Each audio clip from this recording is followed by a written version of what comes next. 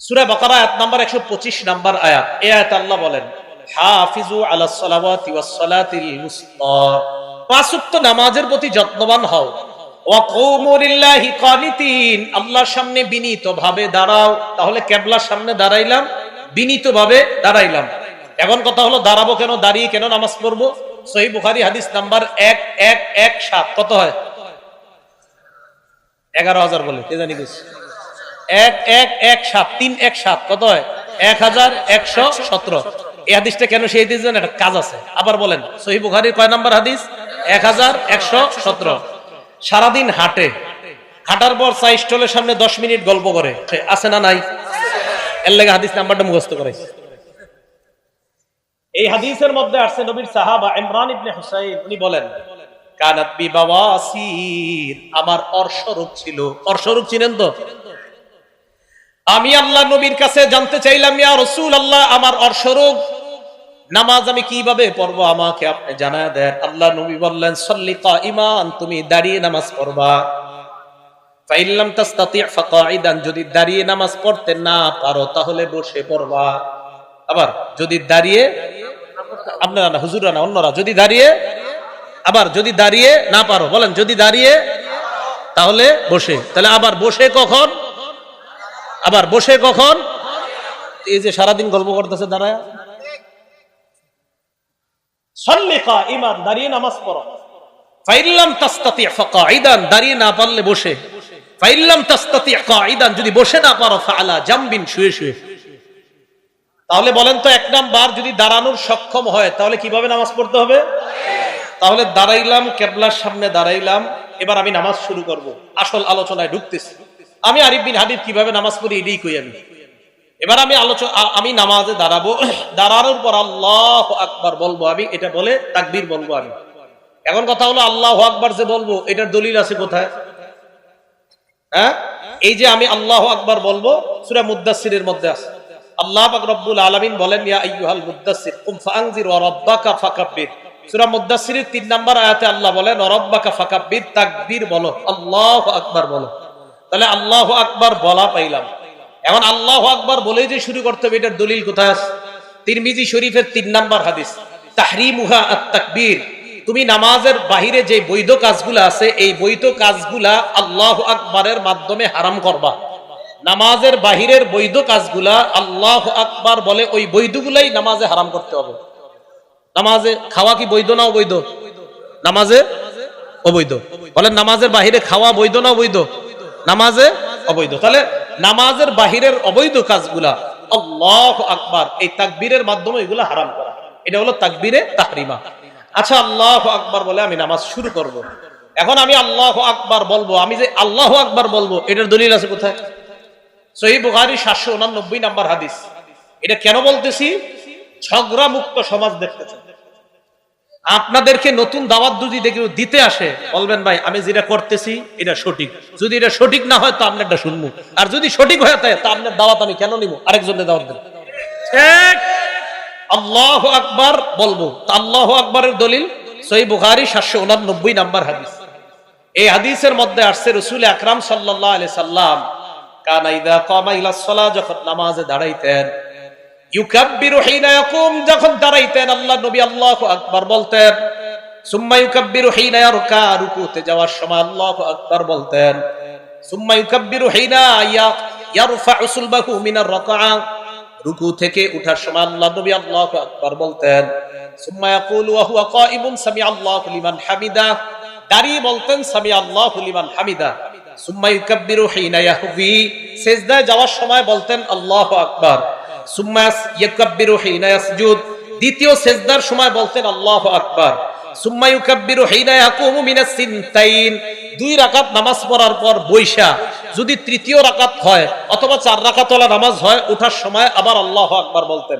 তাহলে আল্লাহু আকবার বলা, আল্লাহু আকবার বলার দলিল পাইলাম সহিহ বুখারীর 789 নাম্বার হাদিস। আল্লাহু আকবার দলিল পাইছি কিনা? কোন জায়গায় যদি আমি দলিল না দিই, খপ করে আমারে ধরবেন আজকে। এইগুলো আল্লাহু আকবার বলার দলিল। এবার হইলো হাত কতটুকু উঠাবো, এই তো। আচ্ছা, মন দিয়ে শুনেন। মুসলিম শরীফের 390 নাম্বার হাদিস, মাদ্রাসা পাঠ্যপুস্তক অনুযায়ী, হ্যাঁ কথা শুনেন, মাদ্রাসা পাঠ্যপুস্তক অনুযায়ী 3033টা হাদিস হবে। এই অনুযায়ী মুসলিম শরীফের 390 নাম্বার হাদিস। এই হাদিসে আসছে রাসূল আকরাম সাল্লাল্লাহু আলাইহি সাল্লাম যখন নামাজ শুরু করতেন, কাব্বারা, আল্লাহু আকবার বলতেন, ওয়া রাফা ইয়াদাই, হাত উঠাইতেন। হাত যখন উঠাইতেন, হাত্তা তাকুনা, হাতগুলা আল্লাহ নবীর এই পরিমাণ উঠতো, হাত্তা তাকুনা হাজওয়া মানকিবাই, কাঁধ বরাবর উঠাইতেন। বলেন কি বরাবর? খুব মন দিয়ে শুনেন। তাহলে মুসলিম শরীফের 390 নাম্বার হাদিসে পাইলাম কি বরাবর? কাঁধ। বলেন সবাই কি বরাবর? আমি চিন্তা করলাম, আচ্ছা কাঁধ বরাবর পাইলাম, আর আপনারা টেনশনে পড়ে আছেন, হুজুর আমরা তো কান বরাবর উঠাই, ঠিক না? আলোচনা পুরো শুনবেন। কাঁধ বরাবর পাইলাম, পাওয়ার পর এবার আমি আরিফ বিন হাবিব চিন্তা করে গেলাম, তো কাঁধ বরাবর পাইলাম, দেখি আর কিছু আছে কিনা। এবার মুসলিম শরীফের 391 নাম্বার হাদিস, মানে পরের হাদিসটা। এই হাদিসের বর্ণনাকারী মালিক ইবনুল হুয়াইরিস। এই মালিক ইবনুল হুয়াইরিস বলেন, আন্নাহু রাসূলুল্লাহ সাল্লাল্লাহু আলাইহি ওয়াসাল্লাম, মালিক ইবনুল হুয়াইরিস আল্লাহ নবীকে দেখলেন কাব্বারা, উনি তাকবীর বলে নামাজ শুরু করলেন, রফা ইয়াদাই, নামাজে শুরু করার সময় হাত উঠাইলেন। হাত এমন ভাবে আল্লাহ নবী উঠাইলেন, হাত্তা ইউহাজি বিহিমা উযুনাই, দুই হাত কান বরাবর উঠাইলেন। তাহলে 390 নাম্বার হাদিস কাঁধ বরাবর, 391 নাম্বার হাদিস কান বরাবর। বলেন আবার, 390 নাম্বার হাদিস কাঁধ, আর 391 নাম্বার হাদিস কান বরাবর। তাহলে 390 নাম্বার হাদিস মুসলিম শরীফের কাঁধ বরাবর, 391 নাম্বার হাদিস কান বরাবর। এখন কানের লতি নামে কোনো শব্দ শুনছেননি? কানের লতি আমরা কিন্তু ছোটবেলা থেকে শিখছি, কানের লতি বরাবর। এখন টেনশনে পড়ে গেলেন আপনারা, হুজুর লতির কথা কই পাইছেন? এই প্রশ্ন করেও লতির কথা এই 391 নাম্বার হাদিসের শেষে আছে মুসলিম শরীফ। হ্যাঁ, এই হাদিসের শেষে আছে। বর্ণনাকারী কাতাদা। এই কাতাদা রাদিয়াল্লাহু তাআলা আনহুর বর্ণনা, আন্নাহু রাআ রাসূলুল্লাহ সাল্লাল্লাহু আলাইহি ওয়াসাল্লাম কাব্বারা, আল্লাহ নবী তাকবীর বললেন, রফা ইয়াদাই, নবী হাত উঠাইলেন, হাত্তা ইউহাদি বিহিমা ফুরুআ উযুনাই, আল্লাহ নবী দুই হাত কানের লতি বরাবর উঠাইছে।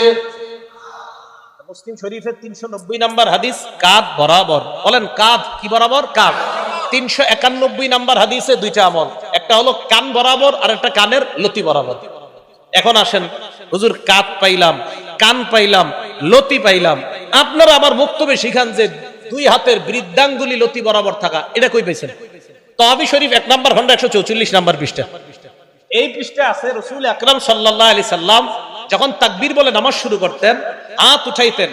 হাত যখন উঠাইতেন তখন রাসূল সাল্লাল্লাহু আলাইহি সাল্লামের হাত্তা ইয়াকুনু ইবহামাহু, নবীর এই দুই বুড়ো আঙ্গুল মুবারক করিবা মিন শাহবাতাই উযুনাই, কানের লতি বরাবর আসতো। এখন আসেন, এখন প্রশ্ন হলো, হুজুর কাঁধ মানবো না কান মানবো না লতি মানবো? এটা হলো প্রশ্ন। আমি আরিফ বিন হাবিব বলবো, আমি এমন এক আমল করবো যে আমলে নবীর 3 হাদিসের উপর আমল হয়। এখন আমার দিকে তাকান, আন্দাজি ঠিক করেন না, বুঝা শুনে করেন। এই দেখেন, এই দেখেন বুড়ো আঙ্গুল কানের লতি বরাবর আছে। আমার দুই হাতের তালু দেখেন কাঁধ বরাবর। দুই হাতের তালু কি বরাবর? বুড়ো আঙ্গুল কি বরাবর? লতি। আর দুই হাত কান বরাবর। তাহলে লতি বরাবর হাত উঠাইলে কাদের হাদিসের আমল হয়? কানের হাদিসের উপর আমল হয়, লতির হাদিসের উপর আমল হয়। আমার সওয়াব বেশি দরকার, তাই আমি 3 হাদিসের উপর আমল করি। আপনি যদি সওয়াব কম দরকার হয় তো করেন কম। আমার যদি কেউ বলেন, হুজুর আপনি এটা কেন করেন? আমার সওয়াব বেশি দরকার তাই এটা করি। এটার নামই হানাফি মাযহাব। এটার নাম কি মাযহাব? হানাফি মাযহাব। এটা মনে করে নতুন ধর্ম। তাহলে হাত উঠাইলাম, রয়ে গেল এবার হাত বানবেন কই হুজুর? ঠিকই তো? এই ব্যাপারে 3টা হাদিস শুনেন। 1, তিরমিজি শরীফের 252 নাম্বার হাদিস। এই হাদিসের মধ্যে আসছে, কানান নবী সাল্লাল্লাহু আলাইহি ওয়াসাল্লাম ইয়াউমুনা, নবী আমাদের ইমামতি করতেন, ইয়াখুযু শিমালাহু বিয়ামিনিহি, আল্লাহর নবী বাম হাতকে ডান হাত দিয়ে ধরতেন। কোথায় ধরতেন? নাই। ডান হাত দিয়ে বাম হাত ধরতেন, এটা আছে। কোথায় ধরতেন? এটা নাই। আবার বলছি, ডান হাত দিয়ে বাম হাত ধরতেন, কোথায় ধরতেন? এটা নাই। তাহলে হাদিস একটা পাইলাম, তিরমিজি শরীফের 252 নাম্বার, ডান হাত দিয়ে বাম হাত ধরতেন। এবার বুখারী শরীফের 740 নাম্বার হাদিস শুনেন। এই হাদিসে আসছে, কানান নবী কানান নাস ইউবারুনা আইয়াদআ আর-রাজুলুল ইয়াদাল ইউমনা আলা জিরাইহিল ইউসরা, সাহাবাদেরকে আদেশ করা হতো সাহাবারা যেন ডান হাত দিয়ে বাম হাতের বাহু ধরে। বলেন ডান হাত বাম হাতের বাহুতে রাখবে। বলেন ডান হাত বাম হাতের। প্রথমে পাইলাম ডান হাত দিয়ে বাম হাত ধরা, বুখারীর হাদিসে পাইলাম ডান হাত বাম হাতের বাহুতে রাখা। এখন আপনাকে প্রশ্ন, হুজুর আমরা যে কবজি ধরি, এই তো, আরে আমরা কবজি ধরি না? তাহলে আবার আগের কথা, এমন এক হাদিসের উপর আমল করবো যে হাদিসে বাহুও আসে, কবজিও আসে, তালুও আসে, যে আমল করলে নবীর 3 হাদিসের উপর আমল হয়, এমন কোন হাদিস পাই কিনা দেখি। আবু দাউদ শরীফের 727 নম্বর হাদিস, হাদিস যা বলছি সব সহিহ হাদিস। আবু দাউদ শরীফের 727 নম্বর হাদিস, এই হাদিসে আসছে রাসূল আকরাম সাল্লাল্লাহু আলাইহি সাল্লাম ওয়াদা ইয়াদাহুল ইউমনা আলা যহরি কাফিহিল ইউসরা ওয়ার রুসদি ওয়াস সাইদি, নবী ডান হাত দিয়ে বাম হাত মুবারক এমন ভাবে ধরতেন যে নবীর ডান হাত বাম হাতের তালুর পিঠ ধরতো, বাম হাতের কবজি ধরতো, বাম হাতের বাহু ধরতো। ওই আগের তিরমিজির হাদিসে আছেন 255 নম্বর হাদিসে আছে হাত ধরতেন, বুখারীর 740-এ আছে বাহু ধরতেন, আর আবু দাউদের 727 নম্বর হাদিসে পাইলাম বাহুও পাইলাম, কবজিও পাইলাম, হাতের এই তালুর পিঠও পাইলাম। তো এই হাদিসের উপর আমল করলে বুখারীর হাদিস অনুযায়ী বাহুর উপর আমল হয়, তিরমিজির হাদিস অনুযায়ী হাত ধরার আমল হয়, আবু দাউদের হাদিস অনুযায়ী কবজি, হাতের তালুর পিঠ এবং বাহু সবগুলোর উপর আমল হয়। ভাই আমি এই জন্য এটা পালন করি। আমি কখনো কাউকে আঘাত করে কথা বলা পছন্দ করি না আমি, কিন্তু আমাকে যদি বলেন কেন, আমি বলবো এই কারণে আমি 3 সুন্নাহ পালন করে বেশি সওয়াব চাই। আমি আগেও বললাম ওই জায়গায় আমি বেশি সুন্নাহ পালন করে বেশি সওয়াব চাই। এবার শুনছেন দ্বিতীয় কথাটা, এটাই হানাফি মাযহাব। এটা কি মাযহাব? এটা কোনো নতুন ধর্ম না, এই ভুল বুঝবেন না। এবার আসেন, হাত বাঁধবেন, এই তো কি করবেন, হাত বাঁধবেন। এই কথাগুলোর বিরুদ্ধেও যদি কারো কেউ থাকেন, মন দিয়ে শোনেন, শিক্ষিত কোন যুবক ভাইরা যদি শোনেন, শোনার পরে আমার বিরুদ্ধে কিছু লেখার আগেও আপনি অন্তত মাথাটা লাগায় চিন্তা করবেন যে আসলে রাসূলের সুন্নাহ কোনটা। আর আমি তো কাউকে আঘাত করে, কাউকে ইঙ্গিত করে কিছু বলছি না, আমি শুধু বলছি আমার সালাত শুদ্ধ কিনা, আমার সালাত কি কিনা, আমার নামাজ। আমি পড়াশোনা কইরা মনে করছেন যে আন্দাজে আমল করবো, নামাজ শুদ্ধ হবে না, পাগল নাকি আমি? হ্যাঁ, তা আমি পড়ছি কি করতে? একজন ডাক্তার হয়েছে, ডাক্তার হওয়ার পর ওনারা আপনি বললেন তুমি পাগল, বেচারা কষ্ট পাবে না? তা আমি এই 16 বছর 20 বছর পড়াশোনা করলাম ভুল আমল করার জন্য না সঠিকটা জানার জন্য? তাই ভাই আমি আমারটা বলছি। এখন আসেন, হাত রাখা। সহিহ ইবনে হিব্বান আরো অনেকগুলা কিতাব আছে, বলে এই জায়গা খালি মুসান্নাফ ইবনে আবি শাইবা মনে রাখবেন। মুসান্নাফ ইবনে আবি শাইবা 3959 3959 নম্বর হাদিস। আলকামা ইবনে ওয়াইল ইবনে হুজুর থেকে বর্ণনা, তিনি বলেন রাআইতুন নাবিয়্য সাল্লাল্লাহু আলাইহি ওয়াসাল্লাম ওয়াদা ইয়াদাহুল ইয়ুমনা আলাল ইউসরা, আমি আল্লাহর নবীকে দেখলাম, আল্লাহর নবী ডান হাত দিয়ে বাম হাত ধরছেন। ফিস সালাতি তাহতা সুররা, নামাজের মধ্যে নাবির নিচে হাতটা রাখছে। আমি আল্লাহর নবীকে দেখলাম, আলকামা ইবনে ওয়াইল ইবনে হুজুর বলেন আমি আল্লাহর নবীকে দেখলাম ডান হাত বাম হাতের উপর রাখছে, নাবির নিচে। আর যে আগের আমলটা বললাম যদি এই জায়গায় ধরেন অটোমেটিক আপনার হাত নাবির নিচে চলে যাবে। আল্লাহর নবীকে দেখলাম আমি নাবির নিচে রাখছে। এটা হলো মুসান্নাফ ইবনে আবি শাইবার 3959 নম্বর হাদিসের বর্ণনা, সনদ সহিহ। 3960 নম্বর হাদিস যে বর্ণনা, ওইটারও সনদ সহিহ। ওই বর্ণনার মধ্যে এক তাবির বর্ণনা আছে সনদ সহিহ। উনিও বলছেন যে রাসূল আকরাম সাল্লাল্লাহু আলাইহি সাল্লামের নামাজের পদ্ধতি এটাই যে ডান হাতকে বাম হাতের উপরে রাখা। শুধু তাই না, ইমাম বুখারী রাহমাতুল্লাহি আলাইহি উস্তাদ ইসহাক ইবনে রাহওয়াই রাহমাতুল্লাহি আলাইহি বলেন নাবির নিচে হাত রাখা এটা আল্লাহর নিকটে হওয়ার বেশি উপায়। সুবহানাল্লাহ। কার উস্তাদ? কইতে শরম করে, কার উস্তাদ? জি, মানে এটা চিন্তা করে পড়ে গেছেন আপনি, ইন্না হুজুর ইমাম বুখারীর উস্তাদ নাবির নিচের কথা কইছে, টেনশনে পড়ে গেছেন। ইমাম বুখারী রাহমাতুল্লাহি আলাইহির উস্তাদ ইসহাক ইবনে রাহওয়াই উনি বলেন নাবি তাহতা সুররা, নাবির নিচে হাত রাখাটা আকরাবু ইলাল্লাহ, এটা আল্লাহর কাছে অধিক পৌঁছার এবং আল্লাহর আনুগত্য বেশি প্রকাশ পায় নাবির নিচে হাত রাখে। আমি কিন্তু বলছি না অন্যগুলা ভুল, এটাও একবারও বলি নাই। আমি বলছি আমি কেন এইভাবে নামাজ পড়ি। আমি ভাই এই জন্য বলি, ইমাম বুখারী রাহমাতুল্লাহি আলাইহির উস্তাদ একটা কথা বলছে, তো আপনি ওই যুগে একটা বলছেন, তা আপনারটা আমি কেন শুনবো, ওনারটা না শুই না? না যদি বলেন না হুজুর আমারটাই শুনতে হবে, ওনারটা শুনেন না, তখন আমি কমু আচ্ছা কি করা, ঠিক আছে আপনারটাই শুনিয়া আইন, কি করবেন কোন। এই তো ইমাম বুখারী রাহমাতুল্লাহি আলাইহির উস্তাদের কথা তুই আপনারটা শুনবো না। আমি আবারও বলছি আমি এইভাবে কেন নামাজ পড়ি, শুধু এগুলা বলছি। এবার আসেন, হাত রাখলাম, রাখার পর এবার সালাত শুরু হয়ে গেল। তো মোটামুটি যেটুকু নিয়ে আপনাদেরকে নতুন ভাবে কিছু শিখাইতে চাই এতটুকু কিন্তু হয়ে গেছে। মুসান্নাফ ইবনে আবি শাইবা 3959, 3960, 3963, তিনোটার সনদ সহি। বলেন তিনোটার সনদ সহি। হ্যাঁ, একটা কথা আছে, এই 3959 উপরে অনেকে প্রশ্ন করে, আপনারা যে হাদিস করেন এই হাদিসটা মুসান্নাফ ইবনে আবি শাইবাতে নাই। কথাটা সঠিক না। কিছু পান্ডুলিপিতে নাই, এটা সঠিক। কিছু পান্ডুলিপিতে আছে। এখন যদি বলেন হুজুর কিছু পান্ডুলিপিতে কেন নাই, আমি বলবো তিরমিজি শরীফেরও অনেক হাদিস এই পান্ডুলিপিতে আছে, তো আরেকটা নাই, সেখানে কেন নাই? তিরমিজি শরীফের পান্ডুলিপির 3 জন বর্ণনাকারী বলি। একজন আব্দুর রহমান মুবারক পুরী, ওনার একটা পান্ডুলিপি আছে। শাইব আল আরনাউত, ওনার একটা পান্ডুলিপি আছে। আহমদ শাকের, ওনার একটা পান্ডুলিপি আছে। 3 পান্ডুলিপি খোলেন, দেখবেন একটাতে কিছু হাদিস আছে, আরেকটাতে কিছু নাই। যদি বলেন একটাতে কিছু থাকা আরেকটাতে কিছু নাই, এটা মানি না, তো তিরমিজিও তো মানবেন না, এটা তো 6 কিতাবের এক কিতাব। তাহলে এই অভিযোগ সঠিক না। সহিহ হাদিস যেখানেই পাবো সেখান থেকে নিব, এটা যেই কিতাবই থাক। সহিহ হাদিস যেখানে পাবো সেখান থেকে নিব, এটা যে কিতাবে থাক।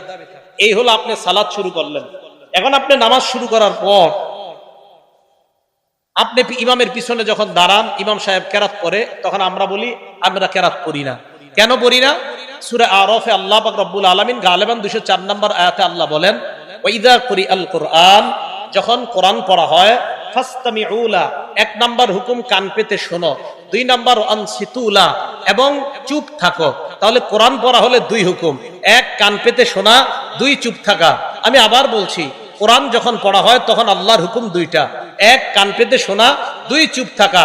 এই আয়াতের ব্যাপারে প্রায় সকল মুফাসসিরিনে কেরাম এবং মুহাদ্দিসিনে কেরাম, শুধু তাই না, তাফসিরে তবারির যে মুফাসসির, তাফসিরে তবারি কেন বললাম? একটা কারণ আছে, কারণ তাফসিরে তবারিটা আমাদের দেশের এক শ্রেণীর মানে যে শ্রেণীর হোক তারা ফলো করে। ওই কিতাবেরও মুসান্নিফ বলছে এই আয়াত হলো নামাজের ব্যাপারে, অর্থাৎ নামাজে যখন কোরআন তেলাওয়াত করা হয় মুক্তাদি তখন চুপ থাকবে। মুক্তাদি তখন কি থাকবে? এই জন্য আমি চুপ থাকি। আপনারা থাকেন কিনা জানি না, আমি কিন্তু আমার বলতেছি। কেন বলতেছি জানেন? আপনাদের কাউরে যাতে আমি কোনো আঘাত না করি, সব আমি বলতেছি।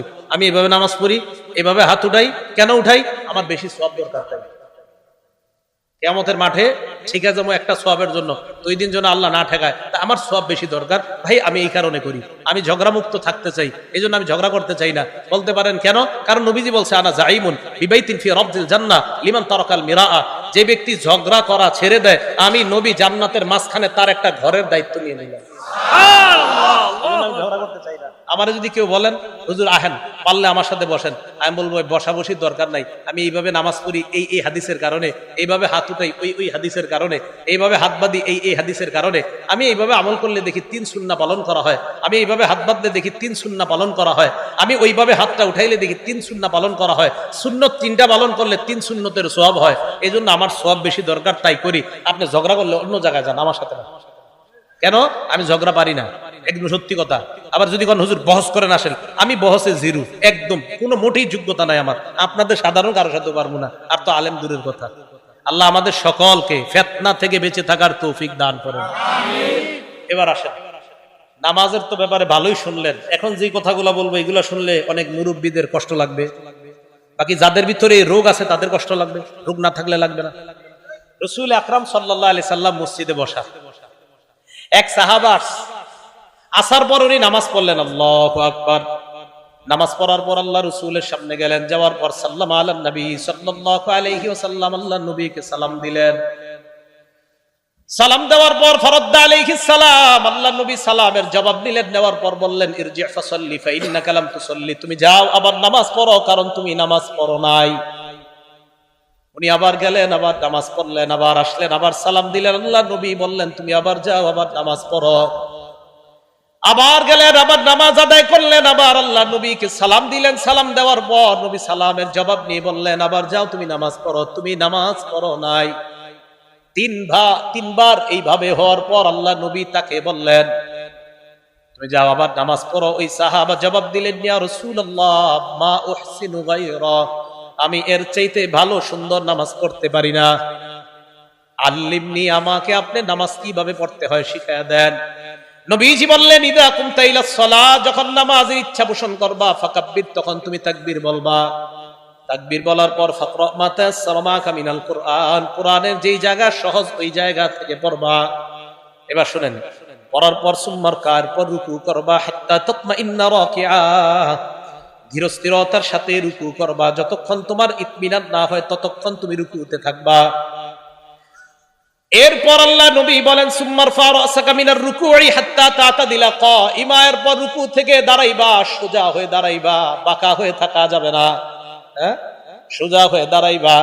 আমাদের অনেকেই এইভাবে বাঁকা হয়ে থাকে, আর বুঝায় ও ইমাম সাহেব তাড়াতাড়ি সিজদায় যান, বাঁকা হয়ে থাকে, উঠা ভাই হুজুর আমার কাজ আছে তো তাড়াতাড়ি সিজদায় যান।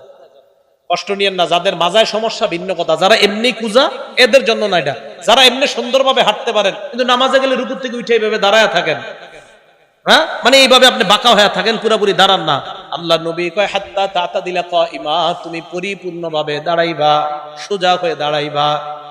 দাঁড়ানোর পর সুম্মা সুজুদের পর সিজদা করবা হাত্তা তাতমাইন্না সাজিদা, ধীরস্থিরতার সাথে সিজদা করবা। দুই সেজদার মাঝখানে বসবা, এই দুই সেজদার মাঝখানে অনেকে এইভাবে বাঁকা হয়ে থাকে, ঠিক না? দুই সেজদার মাঝখানে মানে উঠে বাঁকা হয়ে থাকে, হুজুর আরেকটা সেজদা তাড়াতাড়ি দেন, এইভাবে থাকে। মনে রাখবেন বাঁকা হওয়ার, এই বাঁকা হওয়াটা যদি বেশিরভাগ নিচের দিকে থাকে তো আপনার তো সেজদা একটা হইলো, আরে বাঁকা হওয়া যদি বেশি নিচের দিকে থাকে তো আপনার সেজদা দুইটার দেওয়ার কথা না, তো আপনার তো কোনো ওজোর নাই, আপনি ইচ্ছা করে এইভাবে রয়েছেন, মানে আপনি এক সেজদা থেকে এখনো উঠেন নাই, দুই সেজদার মাঝখানে আপনি বসেন নাই। আল্লাহ নবী বললেন এইভাবে দুই সিজদার মাঝখানে বসবা। ইফআল যালিকা ফি সালাতিকা কুল্লিহা, আমি যেইভাবে তোমাকে নামাজ শিখাইলাম এইভাবে তুমি নামাজ পরিপূর্ণ করবা। নামাজ পরিপূর্ণ করার পর সালাম ফিরানোর পর, নামাজের পর সালাম ফিরানোর পর কিছু আমল আছে, এই আমলগুলা করবেন। নবীজির সাহাবা হযরত মুআজকে আল্লাহ নবী বলেন, মুআজ আল্লাহর কসম আমি তোমাকে ভালোবাসি। আবার বললেন মুআজ আল্লাহর কসম আমি তোমাকে ভালোবাসি। সাহাবা নবীর যেটা করার কথা উল্টা নবী সাহাবারে কয়, আমি তোমাকে ভালোবাসি, আমি তোমাকে ভালোবাসি। নবী সাহাবারে কয় ভালোবাসার দাবি নি বলিলা তাদান্না দুবরা কুল্লি সালাতিন মাকতুবা আন তাকুলা আল্লাহুম্মা আইন্নি আলা যিকরিকা ওয়া শুকরিকা ওয়া হুসনি ইবাদাতিক। মুআজ তুমি কখনো নামাজের পর এই আমলটা ছাড়বা না, সালাম ফিরানোর সাথে সাথেই তুমি পড়বা আল্লাহুম্মা আইন্নি আলা যিকরিক ওয়া শুকরিক ওয়া হুসনি ইবাদাতিক। তুমি জিন্দেগিতেও নামাজের পরে আমলটা ছাড়বা না। তা আশাবাদী আমি, আপনারা সালাম ফিরানোর পর ইমাম সাহেব যারা আছি, আমি আলহামদুলিল্লাহ আমরা যারা আছি, আমি যেই যেই মসজিদগুলা আমার তদারকিতে আছে সব মসজিদে আমলগুলা সালাম ফিরানোর পর মুসল্লিদেরকে আমল করার সুযোগ দেওয়া। তো আল্লাহুম্মা আইন্নি আলা যিকরিক ওয়া শুকরিক ওয়া হুসনি ইবাদাতিক, এই আমলটা করা। আর আস্তাগফিরুল্লাহ আস্তাগফিরুল্লাহ তিনবার পড়া, আস্তাগফিরুল্লাহ আস্তাগফিরুল্লাহ তিনবার পড়া। আর কিছু তাসবিহাত আছে, তিনবার সুবহানাল্লাহ, তিনবার আলহামদুলিল্লাহ, 33 বার সুবহানাল্লাহ, 33 বার আলহামদুলিল্লাহ, 33 বার আল্লাহু আকবার। 99 হওয়ার পর 34তম বারে পড়বেন, মানে 34তম বার মানে আল্লাহু আকবার 33 বার বলার পর 34তম, আর 3 33 99 হওয়ার পর 100তম বারে পড়বেন লা ইলাহা ইল্লাল্লাহু ওয়াহদাহু লা শারীকা লাহ লাহুল মুলকু ওয়া লাহুল হামদু ওয়া হুয়া আলা কুল্লি শাইইন কাদির। এই দোয়াটা যদি কেউ পড়ে, রাসূল আকরাম সাল্লাল্লাহু আলাইহি সাল্লাম বলেন এই 100 বার হওয়ার পর গুফিরাত খাতায়া ওয়া ইন কানাত মিসলা জাবাদিল বাহরি, সমুদ্রের ফেনা পরিমাণ গুনাহ হলেও তার গুনাহ আল্লাহ মাফ।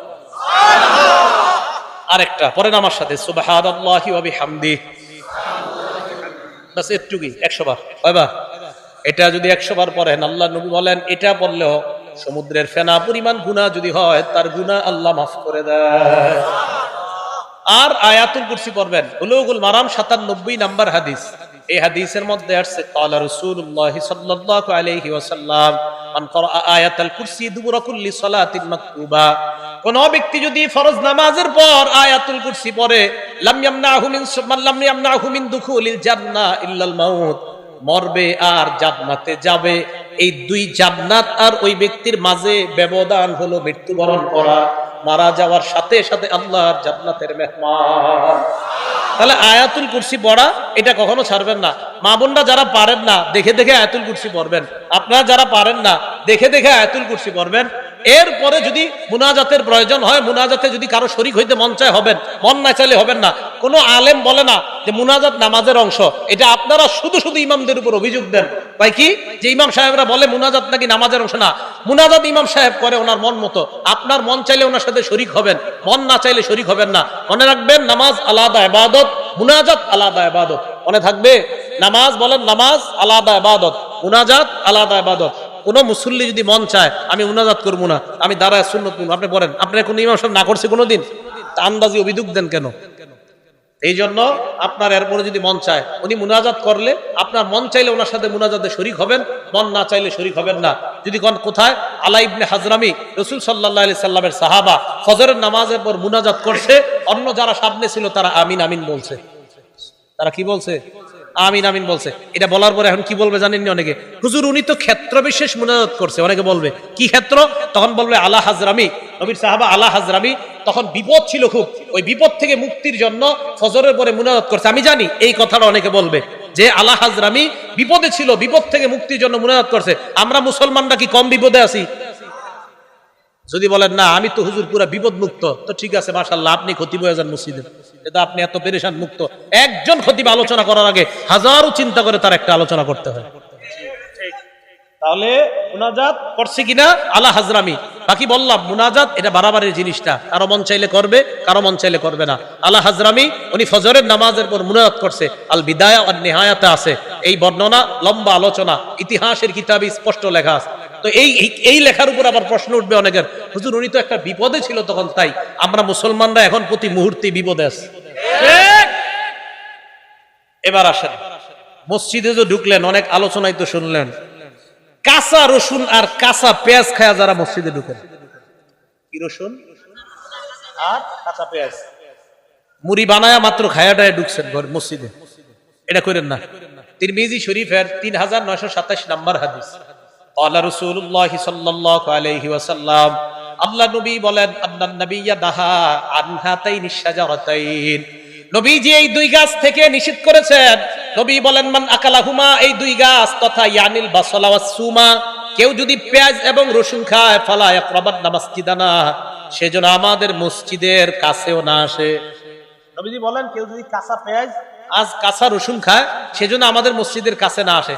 হ্যাঁ, যদি আপনি খাইতে হয়, যদি কাঁচা পেঁয়াজ আর কাঁচা রসুন ইত্যাদি খাইয়া অথবা পেঁয়াজ দিয়ে মুড়ি বানানো খায়া মসজিদে আসতে হয়, তাহলে ব্রাশ করে আসবেন। কি করে আসবেন?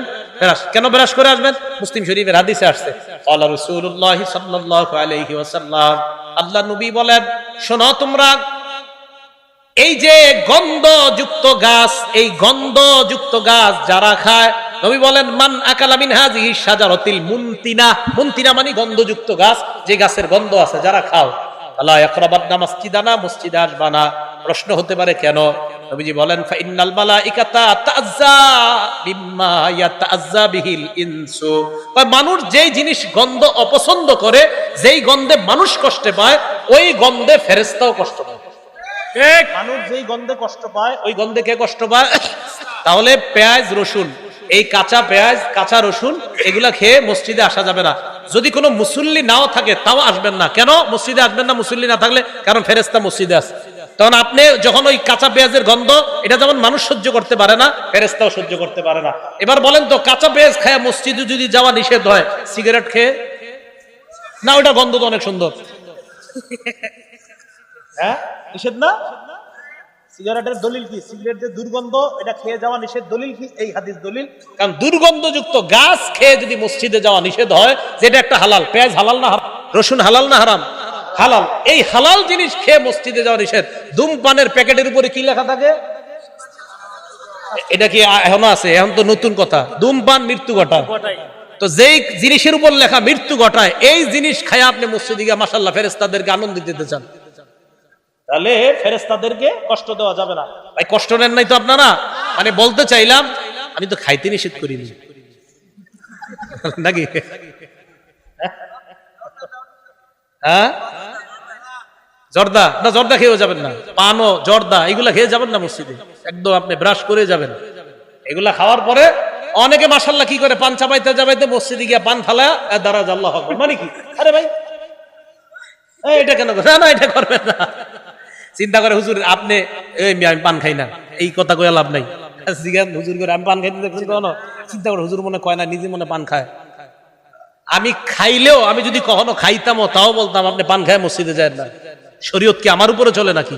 কোরআন সুন্নাহর উপর শরীয়ত চলে মানুষকে। তো পান খেয়েও যাবেন না, বিড়ি সিগারেট এটাও যাওয়া যাবে না। আর হলো আপনার কি, ওই যে পেঁয়াজ রসুন। হ্যাঁ, নবীজি বলছে একান্ত যদি তোমাদের ফাইল্লা বুদ্ধা, কুনতুম আকিলিহা ফাইন কুনতুম লা বুদ্দা আকিলিহিমা, তোমরা যদি পেঁয়াজ রসুন খেতেই হয়, ফামিতুহুমা তবখ, এইগুলা তোমরা রান্না করে এইগুলাকে সেদ্ধ করো, রান্না করে এইগুলাকে পরিশোধন করে এরপরে খাও, তখন আর গন্ধ হবে না। তাহলে কাঁচা পেঁয়াজ, কাঁচা রসুন ইত্যাদি এগুলা খেয়ে মসজিদে যাওয়া ঠিক না, মসজিদ দুর্গন্ধ করা এটা ঠিক হবে না।